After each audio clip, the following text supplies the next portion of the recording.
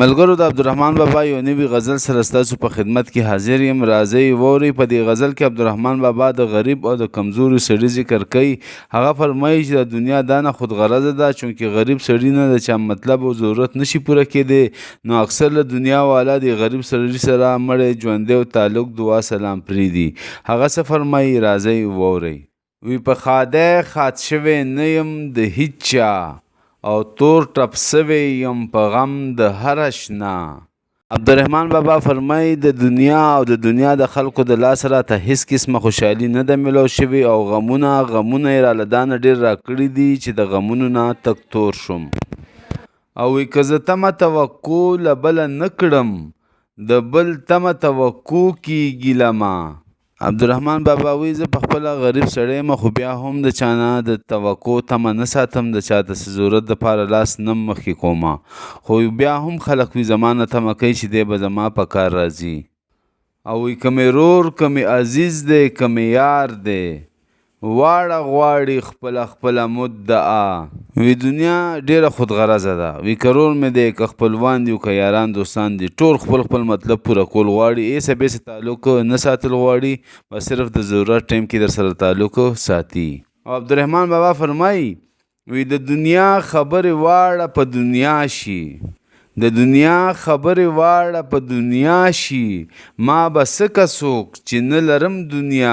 عبدالرحمن بابا وی د دنیا کارونه د دنیا سیالي په پیسه کېږي، او چې پیسه در سره نه وي نو په تا باندې څوک څه کوي، نه د چا په کار راتلی شي او نه چا ضرورت پوره کولی شي، نو داسې سړي سره څوک څه دپاره تعلق وساتي. دنیا ډېره خودغرضه ده. او همدې پسې بیا بل شعر کې وایي، او وی که په کلي کې مې کور دی زه ګمان کړم، چې کور نه دی دا مې ګور دی په صحرا.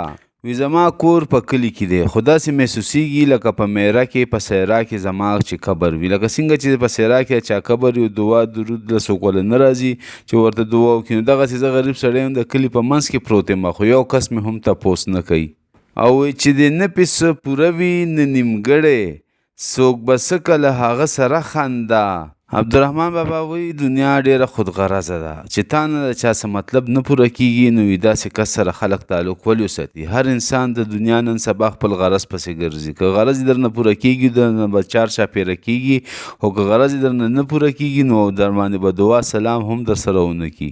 او چې خط و خطر بله سره نشي، تر هغه آشنا بهتر دی نه آشنا.